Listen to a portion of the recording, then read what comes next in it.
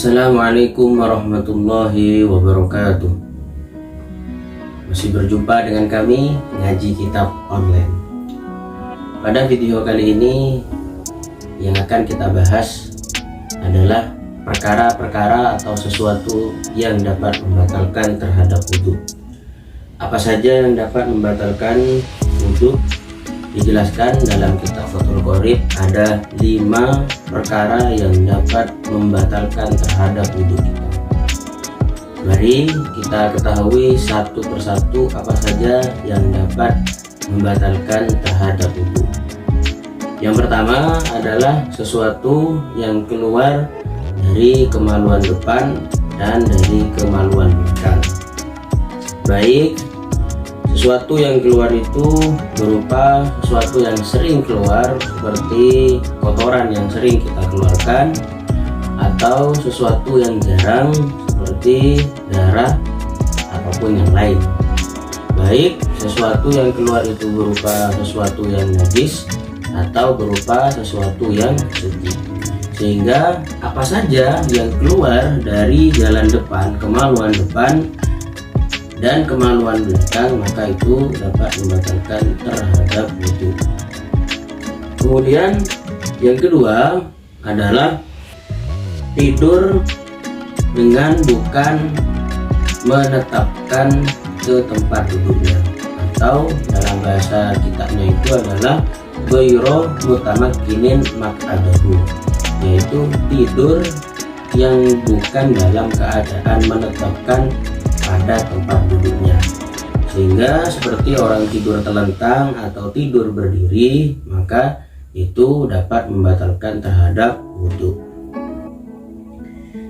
Ketika tidurnya seseorang itu mutamakin atau duduk dengan menetapkan kepada tempat duduknya, maka tidurnya tidak dapat membatalkan terhadap wudhu. Apa yang dimaksud dengan duduk mutamakin itu adalah biasanya sekiranya lubang kemaluan belakang itu tidak dapat menembus suara, atau tidak dapat ketika mengeluarkan suara tidak sampai menembus pantat. Ini yang dikatakan sebagai duduk yang mutamakin. Sedangkan yang ketiga, perkara yang dapat membatalkan terhadap wudhu itu adalah zawalul akli. Apa zawalul akli itu? Hilangnya akal. Baik hilangnya akal itu gara-gara penyakit atau gara-gara tidur. Karena tidur itu kan hilangnya akal, sehingga dapat membatalkan terhadap wudhu.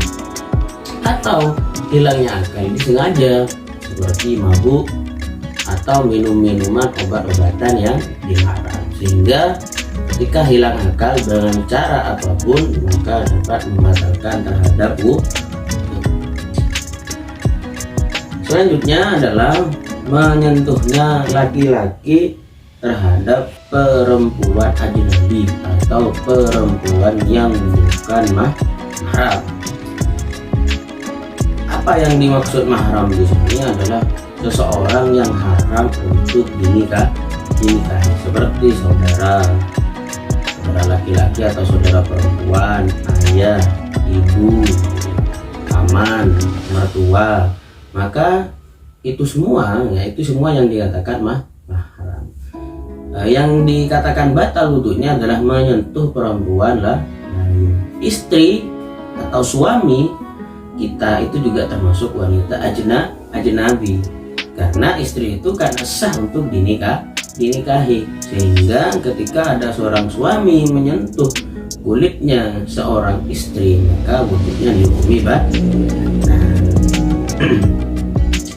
Kemudian yang tak kalah pentingnya juga, bagaimana yang dikatakan menyentuh itu adalah menyentuh dengan telapak tangan tanpa adanya penghalang. Jadi menyentuh dengan telapak tangan, menyentuh kepada kulit seorang laki-laki atau perempuan tanpa adanya penghalang. Akan tetapi jika ada penghalang, maka tidak dikatakan batal. Seandainya kita menyentuh kulit istri kita dengan dengan adanya penghalang berupa kain, maka itu tidak dapat membatalkan wudhu. Kemudian yang terakhir, yang nomor 5 adalah menyentuh farjinya anak Adam atau menyentuh kemaluannya anak Adam dengan telapak tangan, baik menyentuh kemaluannya sendiri atau menyentuh kemaluannya orang lain, baik menyentuh yang punya perempuan atau yang punya laki-laki. Jadi perlu kita ketahui, menyentuhnya harus dengan telapak tangan. Tapi kalau bukan dengan telapak tangan, dengan punggung tangan, maka ini tidak membatalkan wudhu. Akan tetapi ada satu pendapat yang mengatakan menyentuh lubang daripada kemaluan belakang itu juga membatalkan. Tapi ini menurut pendapat yang lain.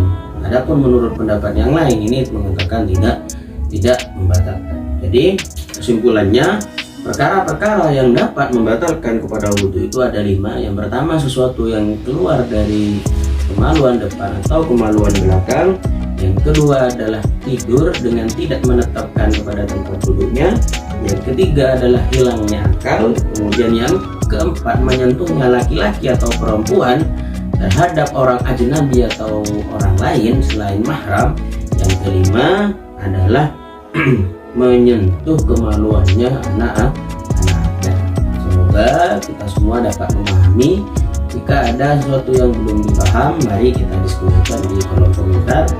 Terima kasih. Wallahul muwaffiq ila aqwamit thoriq. Wassalamualaikum warahmatullahi wabarakatuh.